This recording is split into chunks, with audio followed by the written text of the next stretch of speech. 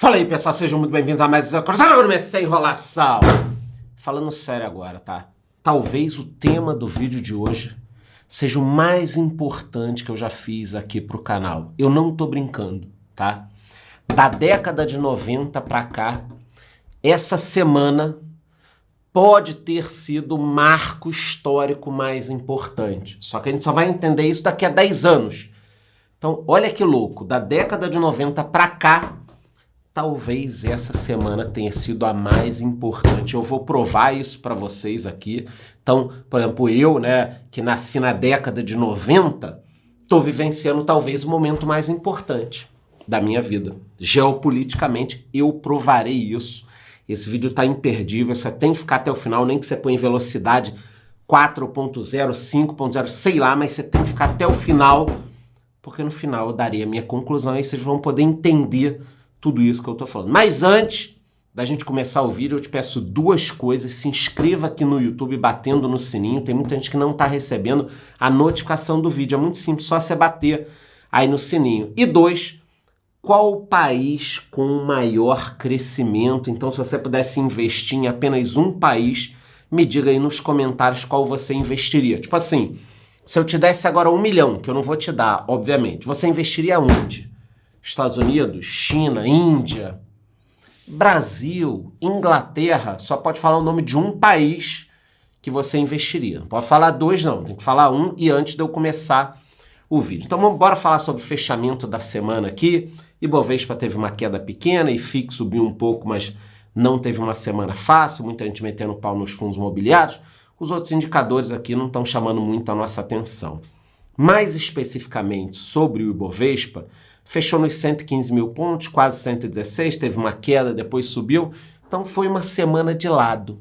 Acho que foi uma semana que, em relação ao Ibovespa, a gente não tem muito o que falar, alguns sustos, tem inflação. Aí, ao longo do vídeo, eu vou explicar mais um pouquinho. O dólar também, nada demais, fechando a semana em 4,87, aquele que nem é muito abaixo de 5, também não está em 5. E o Bitcoin, 26 mil dólares, teve aquela queda de 30 para 25, parou ali nos 26, tem gente que acha que vai para 12, tem gente que acha que vai para 50, e o ideal é que você vá acumulando aos poucos. Obviamente eu gostaria de uma baita queda agora, antes do halving, entendeu? Tipo, caralho, 15 mil dólares, 8 mil dólares, 5 mil dólares, cara, bum, desabou, aí depois subir de novo. Seria bom, não sei se isso vai acontecer. Quais foram os destaques da semana que você precisa saber? No Brasil, nós tivemos mais discussões sobre impostos, ninguém aguenta mais. Agora estão discutindo a proposta do imposto sindical obrigatório. Isso aqui é bem sério. Quem não lembra aí da época do imposto sindical, era um dia no ano, você era obrigado a pagar, não tem contrapartida, os sindicatos não fazem nada, é sindicato pra cacete. Pra onde é que ia o dinheiro, os bilhões de reais que os sindicatos sempre conseguiram arrecadar? Para manifestações. Lembra da história lá do pão com mortadela que o pessoal ganhava para manifestações e tudo mais? Era exatamente isso. Os sindicatos pegavam dinheiro, pagavam as pessoas para manifestações, financiamento de eventos partidários.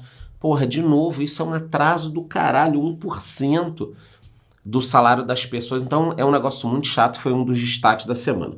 Outro foi o déficit do Brasil, é muito preocupante, por isso que o governo está aí discutindo de novo novos impostos e algumas questões, e também tivemos a inflação subindo. O IPCA 15 subiu 0,28 e foi para 4,24 em 12 meses, é uma prévia, é complicado. Em agosto do ano passado, se eu não me engano, foi menos 0,73, foi isso que eu gravei um podcast sobre esse tema, foi menos 0,73, então num ano uma queda grande, agora uma alta, foi pouco essa alta, mas o que acontece? Se a inflação voltou a subir, como é que a gente vai ficar com o Copom nas próximas reuniões?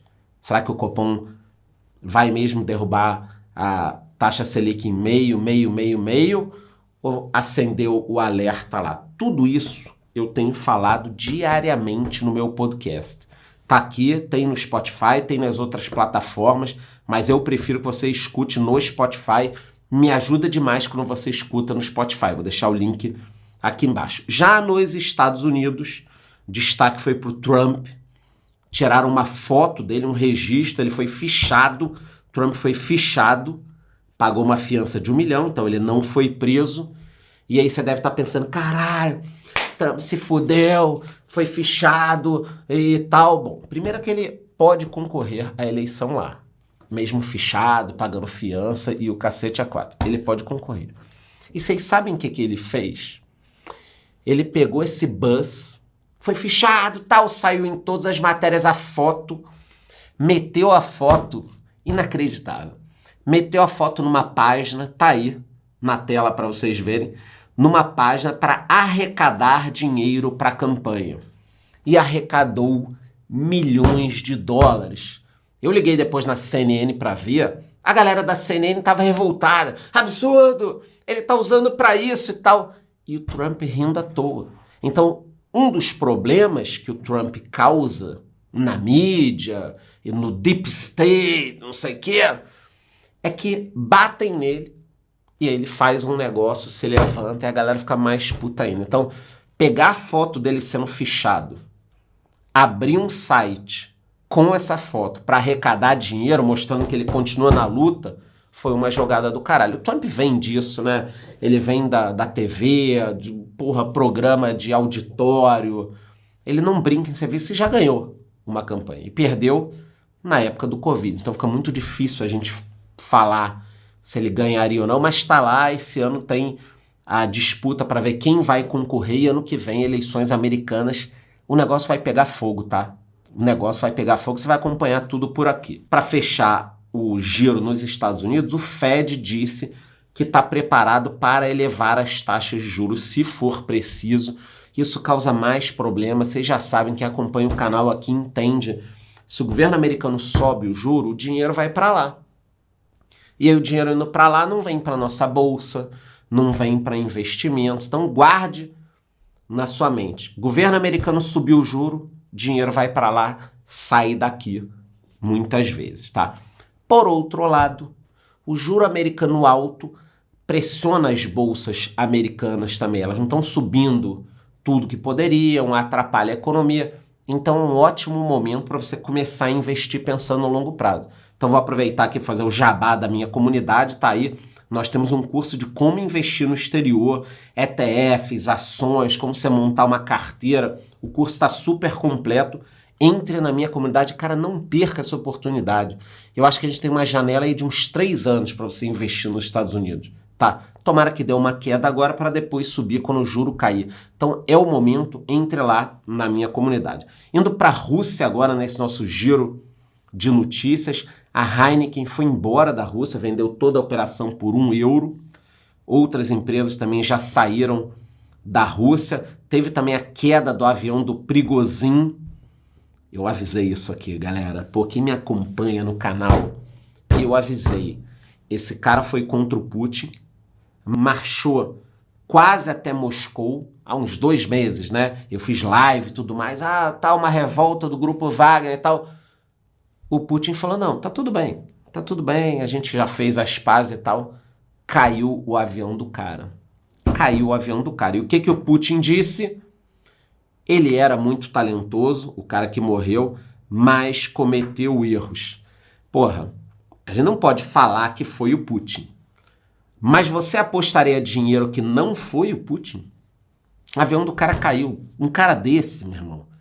Porra, o cara não é bobo, entendeu? Por outro lado, também tem a história de que será que ele morreu mesmo ou será que isso tudo é uma armação do Putin com o cara pro cara aparecer em outro lugar? Porque ele morreu em 2019 também, esse cara.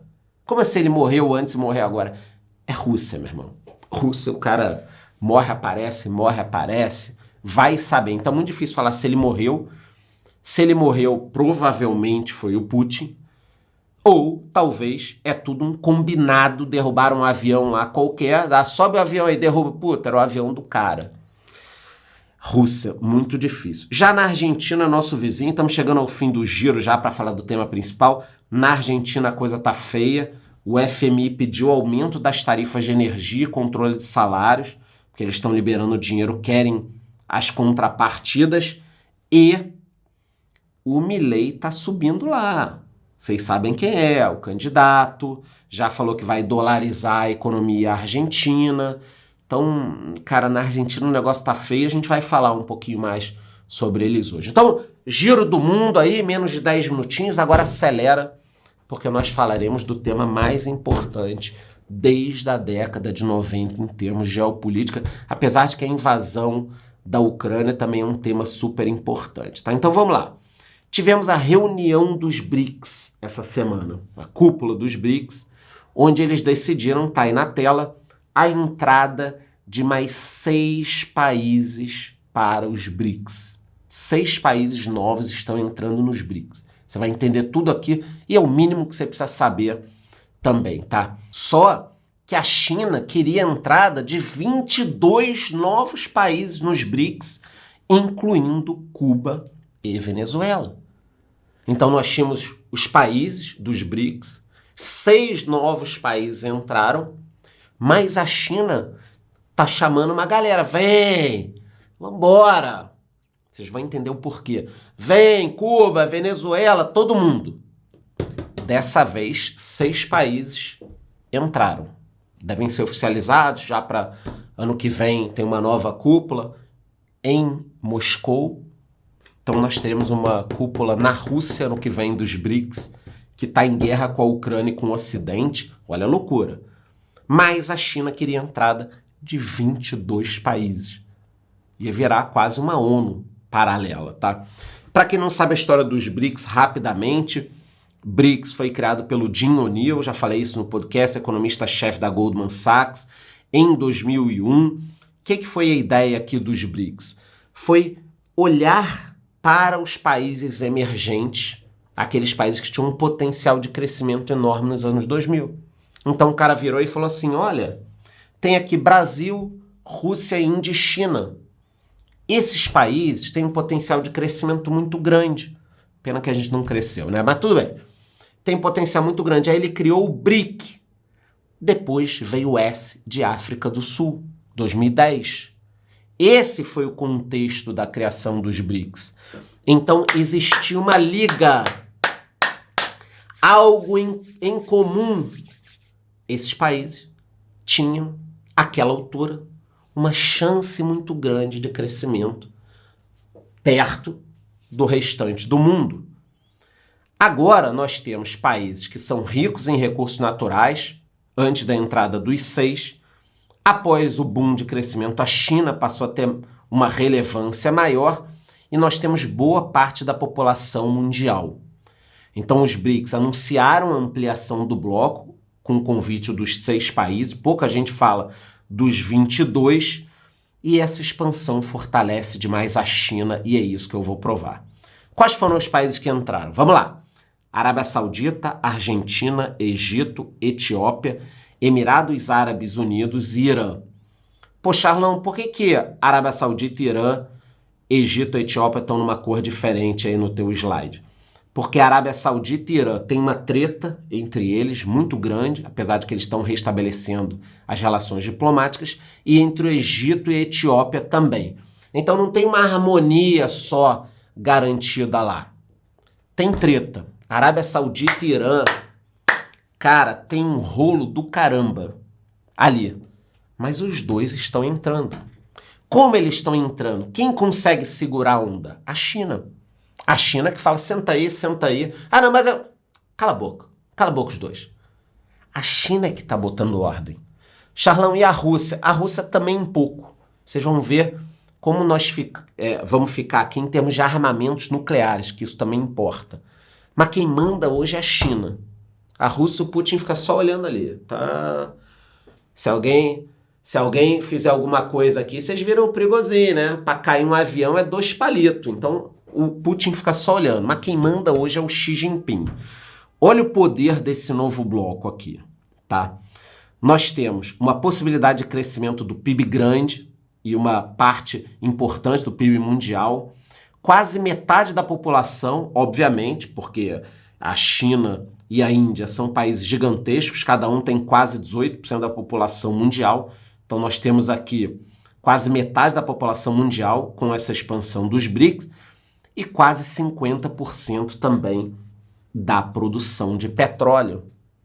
Agora, com a entrada da Arábia Saudita e Irã, você tem uma produção gigantesca de petróleo. Já tinha a Rússia.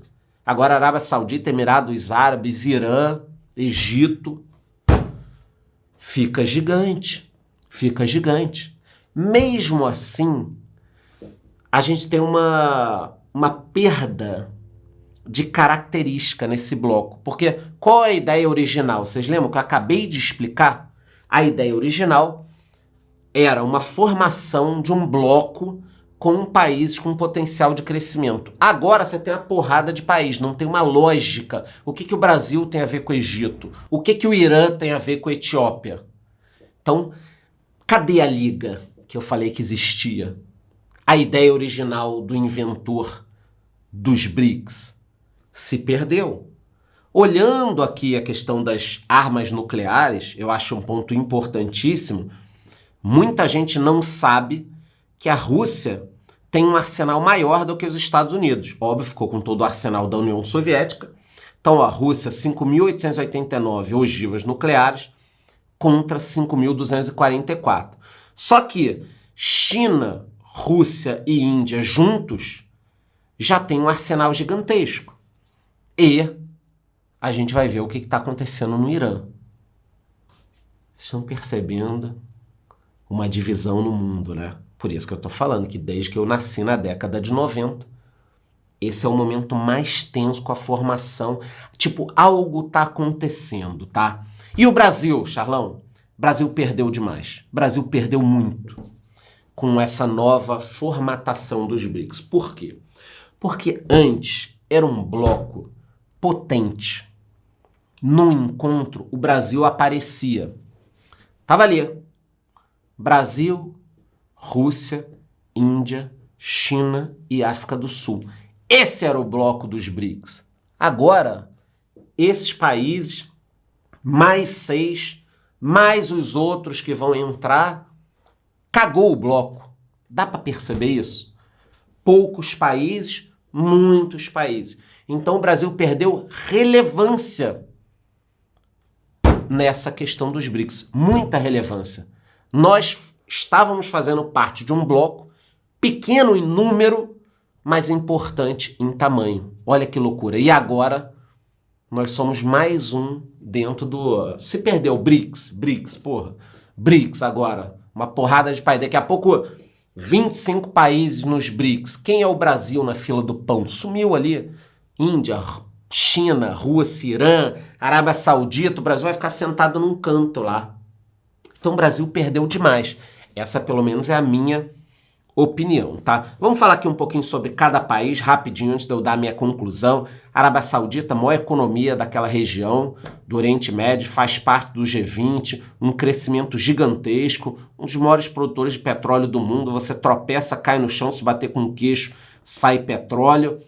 E podem começar a utilizar a moeda chinesa para a venda de petróleo. Provavelmente vocês conheceram a Arábia Saudita nos últimos dias, porque o Neymar tá indo para lá. Mas não tem nada a ver com a entrada deles nos BRICS, tá?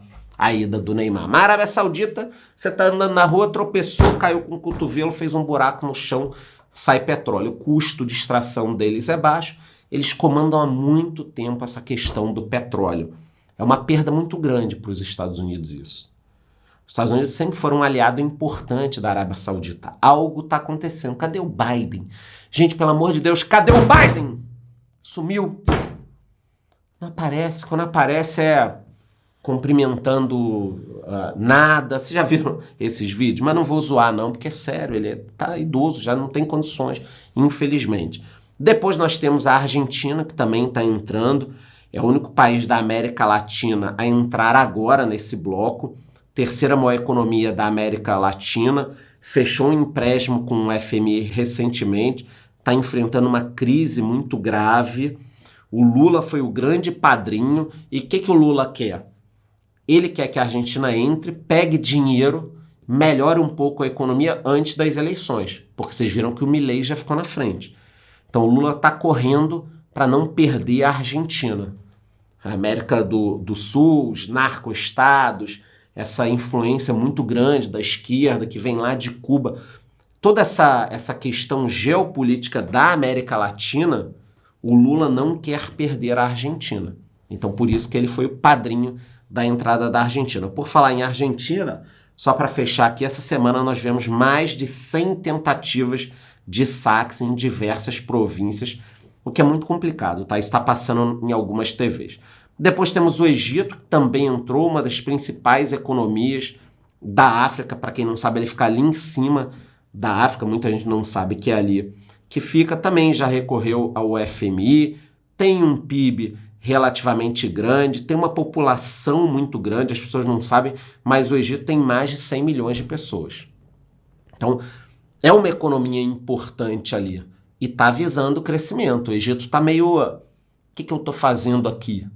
É por isso que eu digo, por que o Egito está nos BRICS? Por que a Argentina entrou nos BRICS? Qual a função social, geopolítica da Argentina nos BRICS? Nenhuma, pegar dinheiro. Depois do Egito, nós temos a Etiópia, tem um potencial de crescimento, ela pode oferecer acesso a outros mercados da África, virar um centro de conectividade, e ela entrou a pedido da África do Sul. A África do Sul que é lindo aí, tá? Essa imagem é da Cidade do Cabo, Cape Town. Eu estive lá em 2008, passei um mês na África do Sul. Foi um mês interessante, conhecer um país bem diferente. A África do Sul é linda, com todas as mazelas que ela tem, que vai culpar o passado, mas o presente da África do Sul é muito ruim, um desemprego muito grande, uma corrupção enorme. E a África do Sul pediu a entrada da Etiópia, assim como o Brasil pediu a entrada da Argentina. Então virou um negócio meio assim, aí eu vou chamar um brother para os BRICS, ok. Aí o Brasil chamou a Argentina, a África do Sul chamou a Etiópia, daqui a pouco o Egito vai trazer alguém, Jordânia, sei lá, entendeu? Por isso que eu volto a bater na tecla, perdeu um pouco a característica, mas a China tá mandando em tudo. Para a gente encerrar aqui, ainda faltam mais alguns. Emirados Árabes Unidos, uma economia muito forte na questão do petróleo, e um dos países mais polêmicos do mundo, o Irã, que vem sofrendo aí sanções pesadas dos Estados Unidos, é uma economia grande. Irã que vem desenvolvendo armas nucleares, já falou algumas vezes em destruir Israel. Recentemente saiu uma matéria, o urânio em nível potencial para bomba nuclear é encontrado em usina do Irã, diz a agência da ONU. Então, dentro daquela linha dos países com armas nucleares, nós temos Rússia, China, Índia e talvez o Irã, já nos BRICS com armas nucleares. Eu já falei algumas vezes aqui para vocês, a hora que o Irã tiver a bomba nuclear, o Egito vai querer ter, a Arábia Saudita também, e aí o Egito tendo a Arábia Saudita, Turquia vai querer. Cara, vai ser um rolo do caramba isso, tá? A hora que o Irã disser, né, tem uma bomba nuclear, vocês vão ver o que vai acontecer com o mundo. Então, a conclusão, antes de eu falar da minha, o que os jornais falaram, é que o BRICS terminou com uma vitória da China e sem nenhuma vantagem para o Brasil. Já mostrei para vocês, o Brasil não ganhou nada. O candidato Milei, que ficou na frente, e a Patrícia Bullrich, já disseram que se eles ganharem, de repente eles vão sair dos BRICS, tá? Então nós estamos de olho. O Lula já confirmou a criação de uma moeda comum entre os BRICS. Eu acho que vão enrolar, não vão criar moeda nenhuma.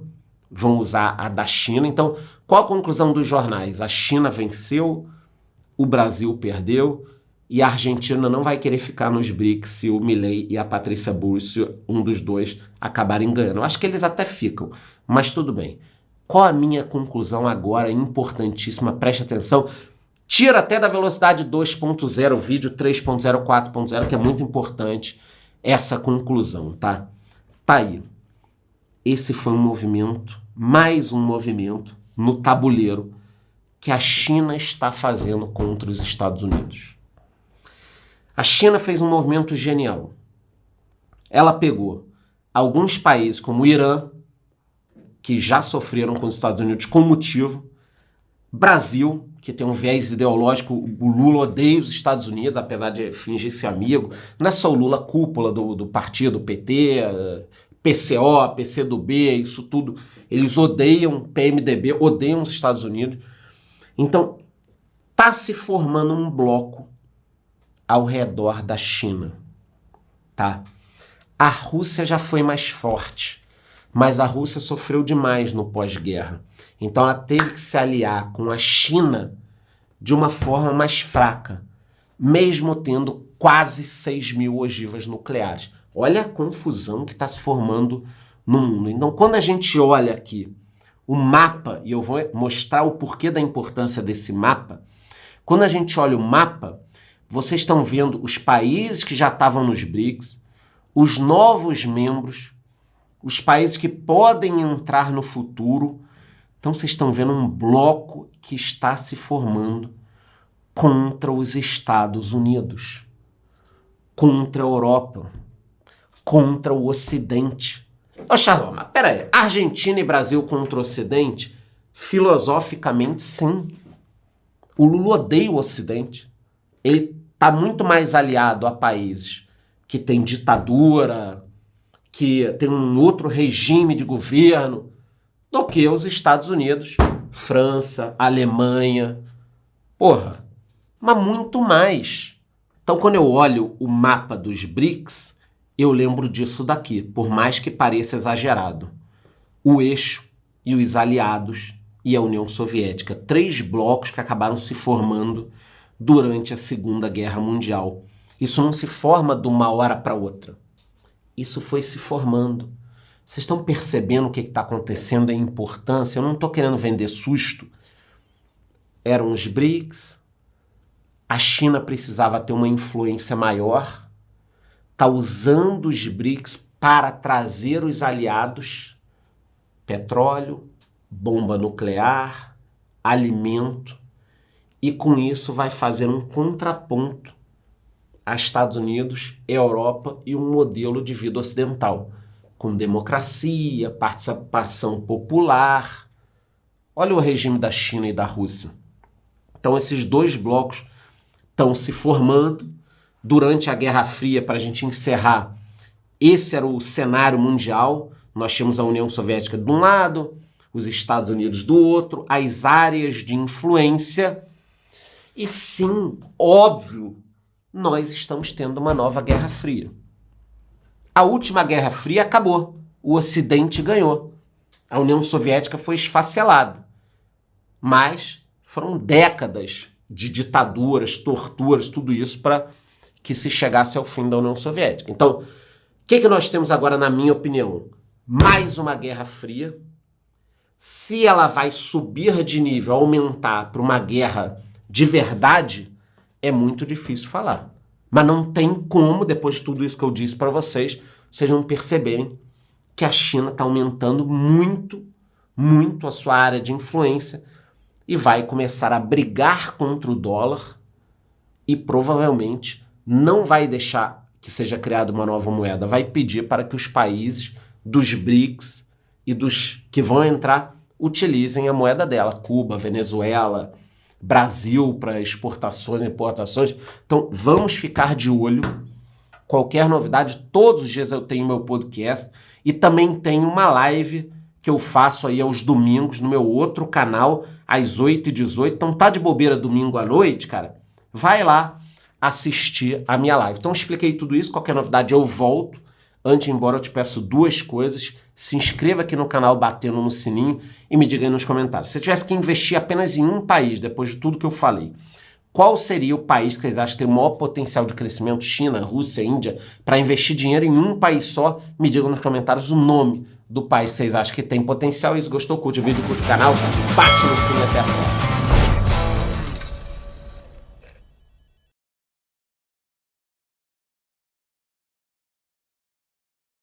Depois de meia hora você ainda tá aí? Eu não acredito. Quer dizer, eu acredito e obrigado. Então agora que já acabou o vídeo, a maior parte das pessoas já saíram daqui do YouTube, eu posso falar um negócio que eu fiquei imaginando. Depois que eu gravei o vídeo. Eu gravei esse vídeo, mandei para edição e tal. Fui almoçar e fiquei pensando, né? Vim para minha biblioteca estudar e fiquei pensando o seguinte. Vai aparecer algum maluco. Vai aparecer, eu pensando, né? Que vai me perguntar o seguinte: Charlão, se der uma mega merda aí, China, Estados Unidos, Rússia, tal, se der uma merda, como é que a gente vai ganhar dinheiro com isso? Eu sei que vai ter gente perguntando. Se bobear, já tem isso nos comentários. E, cara, é um negócio meio chato de falar, porque vai ser uma tragédia e, porra, milhões de vidas, se não bilhões, podem ser perdidas com uma situação dessa.